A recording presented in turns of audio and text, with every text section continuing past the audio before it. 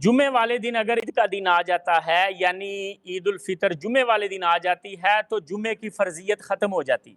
मर्दों पर भी जुमे का हुक्म वही हो जाता है जो औरतों पर और बुजुर्गों पर या मुसाफिरों पर जुमे का हुक्म है कि वो जुमा ना पढ़ें, कोई मसला नहीं। मुसाफिर अगर जोहर की 2 रकात पढ़ ले जुमे की जगह पे तो गुजारा हो जाएगा। औरतें अगर घर में जोहर की नमाज पढ़ लें गुजारा हो जाएगा। ऐसे ही अगर जुमे वाले दिन ईद आ जाए और जिस शख्स ने ईद की नमाज पढ़ी है, ईद का खुतबा सुना है, उसके लिए जुमे का हुक्म बदल जाता है। जुमा उसके लिए नफली हो जाता है, मुस्ताहब हो जाता है।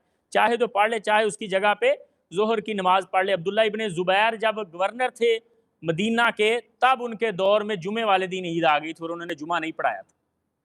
उन्होंने कहा था बस ईद का खुतबा ही काफ़ी है। तो बेहतर ये है कि इमाम साहब इंतज़ाम करें, खुतबा दें और ख़तीब साहब जुमे का इंतज़ाम हो, जो पढ़ना चाहे वो पढ़ ले। लेकिन हर शख्स के लिए ये फ़र्ज़ और वाजिब नहीं रहेगा जब जुमे वाले दिन ईद आ जाए, कोई भी ईद हो। जी।